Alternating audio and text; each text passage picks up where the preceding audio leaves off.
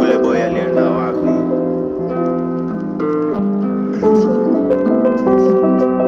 Sikiza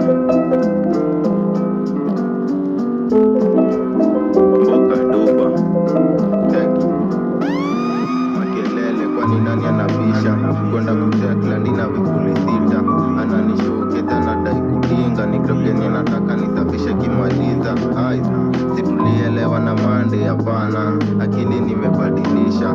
Wasafisha vishtangu anadai kuingia, nikaenda kwa jirani yangu ya upenda pia, akanisaftia bildopi yako tupri. After dakika 8 nikaenda kutafuta shughuli, kupatana beshta kanisho twende hivi, tukiwa njiani Morio naona mbogi, nasikia upwendo alimdoka tenze, najua kumbogi ni true toka teke, rudia kikosi tutresa ama senze, walinigeuzia so tuliwatoka matenze, ushawa moto nimepunguza mawazo, sina doya ngondoka niko mavako, ndo nimalize stress nikaingia studio, nikapatana na Chloe na Vike kwa studio, sikuwa karibu dope nenda walayana nidai, nilitubamba tukenda home 5, kufika area tena ni stress walai, sina doso Kenya kili na gonga ni grind, natafuta kwa kulala na miste yangu headband.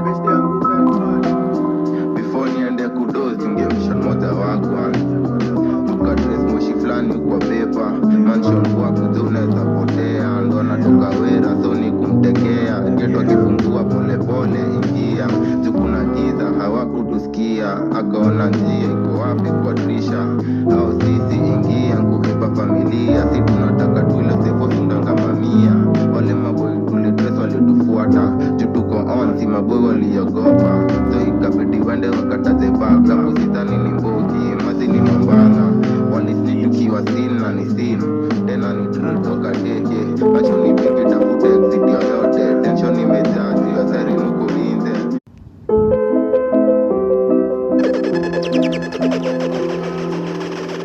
Yeah.